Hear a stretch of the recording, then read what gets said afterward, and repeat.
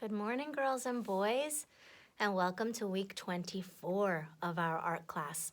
And it's really nice to see you. I love and appreciate everyone that has sent me all of their drawings on our chameleon that submitted it into Google Classroom. And today we are going to focus on color. And so we are going to take our drawing, we're going to complete it, add a couple of details if we like, and then we're going to start in on color, and we are going to see our chameleon change colors, okay?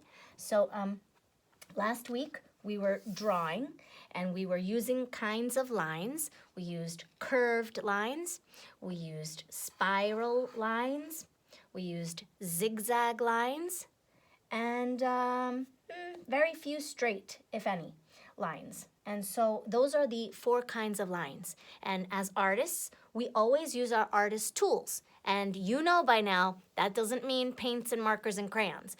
When I say that, that means the elements of art. So we are using line, shape, color, value, form, space, and texture, always to create our artwork.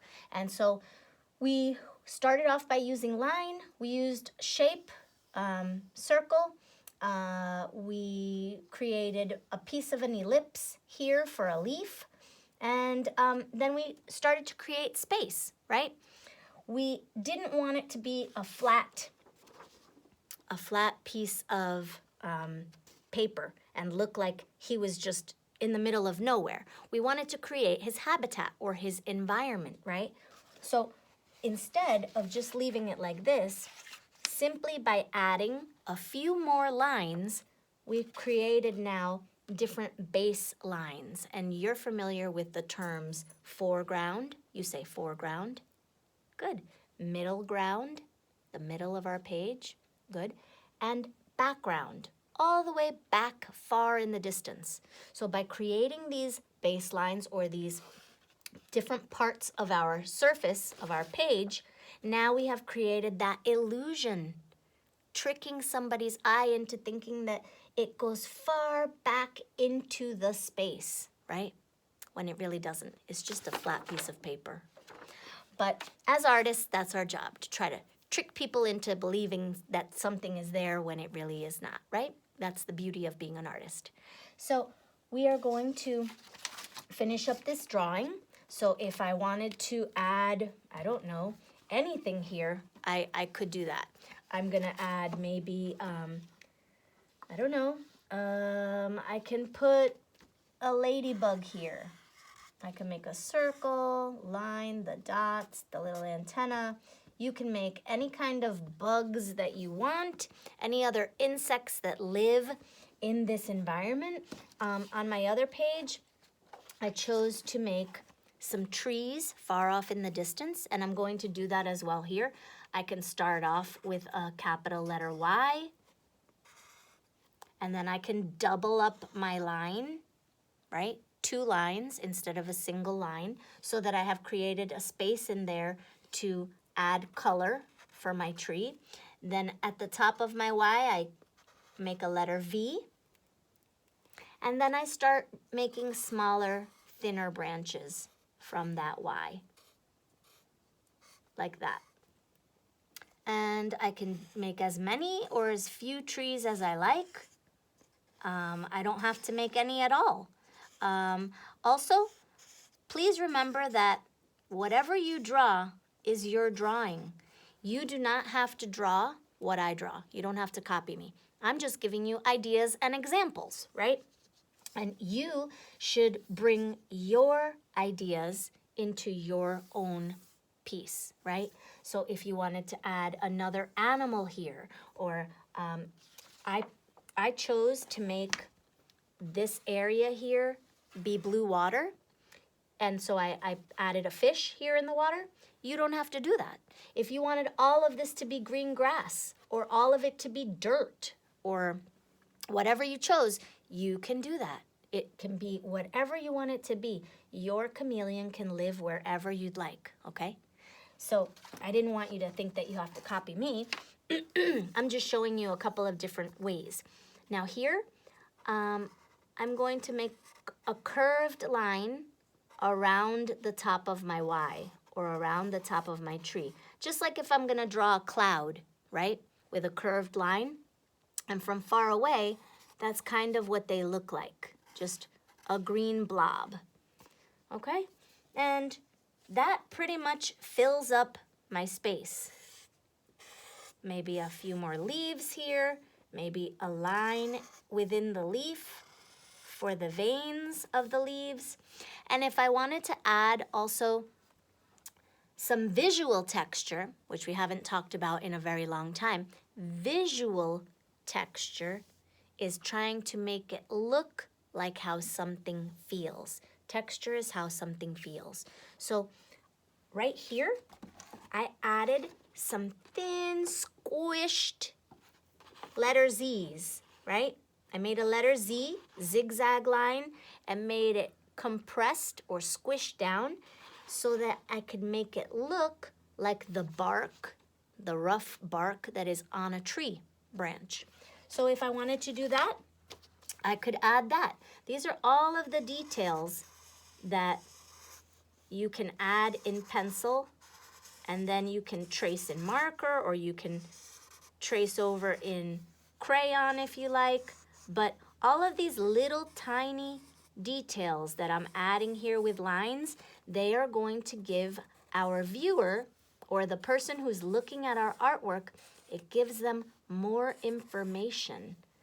That's what we do. We are giving visual information to everybody about what our drawing is saying, what it's talking about. So now we're ready to start to add color, okay? And you can use whatever materials you have at home. And I did want to focus today more on coloring skills, right? So I have received lots of wonderful, beautiful artwork where everyone takes their time and is very proud of what they do. And that is wonderful. That makes me super happy because it shows that you care about your artwork.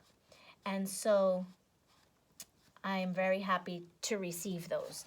That means that these people take their time, these artists work carefully and slowly. As you can see, I am taking my time. I'm not scrabbling. I'm going back and forth when I fill in this area, and I'm trying my best not to leave white spaces. Some people don't do that. Some people scrabble, and it looks like this. And then they leave a lot of white spaces, and that doesn't show their very best effort. So I would love for you to please, on this piece, really try to focus on your coloring skills. Up and down, carefully trying to stay within that shape or within that space, right? And it doesn't matter if you use crayons or markers. It makes no difference whatsoever. But I did want to let you know that if you do have markers, you might want to use the markers for the things in the foreground closest to us. Why? Because the things that are closest to us are brighter. They appear to be brighter or darker than the things that are far away. All of the items or elements that are far, far off in the distance, they always appear to be a little bit duller, not as bright. Why? Because our eye can't see that color from that far away, so it looks different. So right now I'm taking my time, I'm coloring in my branch. I happen to have a brown marker, so I'm going to use the marker because the ink of the marker is darker than the wax of this crayon. This crayon is not going to come out as dark, okay? And so it's your choice, right? I'm just showing you different options, different ways to do things. I'm showing you what the differences are, and that way you can choose what you like best for your artwork. But I'm just showing you that I'm coloring all around everything else besides my chameleon. And that is because I'm going to color my chameleon in crayon, only in crayon. Why is that? Does anybody know? If you said it's because crayon blends, you're correct. Marker doesn't blend. It you could try to blend it, and it does make some interesting colors sometimes, but it doesn't complement one another. The colors don't really mix well to create beautiful new colors. They mix kind of muddy, like mud, and dark. So I'm going to ask that everybody has their crayons, their primary colors, right? The primary colors are the first family of colors. Primary means first. They are the most important colors in all of the color wheel, right? So we are going to have to get 3 colors. Please have them ready. We need yellow, red, and blue. Those are the members of the primary color family. And I am coloring here, and now I'm done with my branch, and I'm going to show you with these 3 colors how we are going to make our chameleon change colors, okay? So here we go. Let's start with the red, okay? Everybody should have red in their hand, please, and we're gonna color his face. So if you can just color his face red, that would be awesome. And the top of his eye. This curved line at the top, that one is not his eyeball, that's his skin on top. So what I'm gonna do is, I'm going to color, and I'm going to press hard with this red. And I'm gonna fill in like his whole face. And let's see, around this eyeball. And maybe I wanna make this eyeball green in the middle. I don't know, I just felt like doing it. Okay, and now that I colored in his face, I'm going to stop right there. Okay, and you stop too. And now if you could take your blue crayon and color this part of the tail blue, that would be super helpful. So I'm gonna color his tail. Notice, boys and girls, I'm still taking my time. I am not scribble scrabbling, right? I am coloring in one direction, and I am coloring up and down, or side to side, but I am taking my time and I'm working carefully. Why? Because I want to do the best work that I can do, right? I want to be proud of my work. So I'm not going to scribble scrabble. I'm not going to leave white spaces. And plus, leaving white spaces, it takes the attention away from your drawing. If you have a lot of white spaces in your drawing, then people tend to look at those white spaces and focus on that. And then they're not really focusing on your visual message. They can't really see what you're trying to show them. And that's a big shame, right? Because we want people to see what we have to say in our artwork. So what we're doing is we are filling it all in. I wanted to make sure that this week I took the time to go over the right way to color, right? If we scribble scrabble, that's one thing, but it doesn't show what we are trying to show right now. Kind of like there's a time and a place to scribble. And this drawing is not the place. So, ready? We're gonna take our yellow and we're going to color the whole rest of our chameleon yellow. And you're gonna see what happens.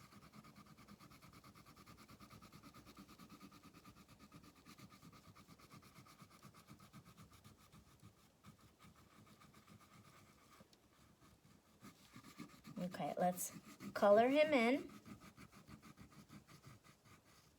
nice and carefully and slowly. He's looking good so far. Okay, and then I don't know if you guys have tie-dye shirts.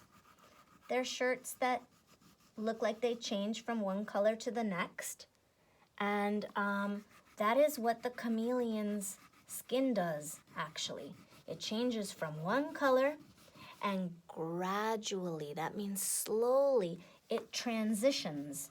It moves from one color to the next color. And in between, creating another color, right? So here's my chameleon so far. I'm just going to pick this up because it's a little easier. Okay. And now I'm going to fill in the legs. Now, before we start to create those new colors, I also want you to think about where your chameleon is standing on and what the tail is resting on. Because the thing with the chameleon is whatever their environment is, whatever they're on or stepping on or resting next to, they kind of become that color, right? That's their superpower, is to become camouflaged, right? And a bunch of you told me that the reason for that is so that they cannot be found by predators, and you are 100% correct. So let's see. Now that we've done that, I need you to go back to the blue and add blue. Right here where the yellow is joining this blue, I need you guys to please add a very light layer of blue on top of the yellow. Does anybody see what's happening? If you said that we're making a new color, you're correct. It is making a new color. And what color is that? Yes, it's green. It's making green. Look at that. So now it looks as though it's going from yellow to green to blue.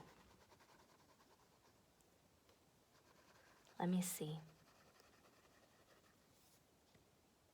Okay. And now I need you to switch over back to your red primary color.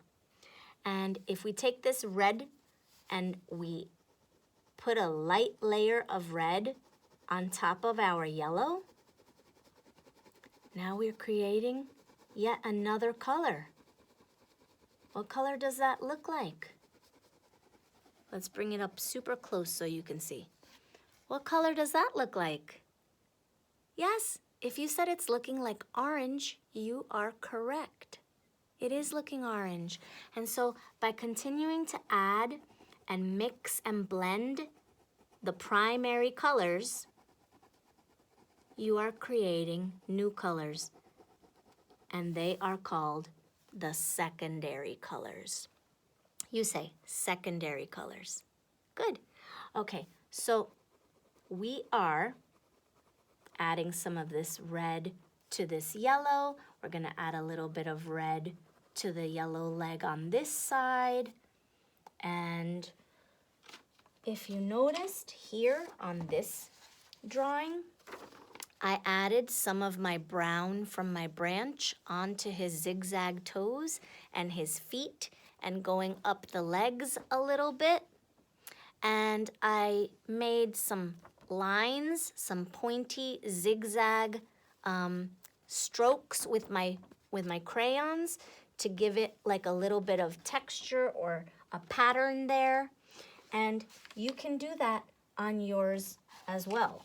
You can just choose to add, like I am here, add some more blue. Bring this blue into the yellow. And when you mix the blue and the yellow, you are now creating green.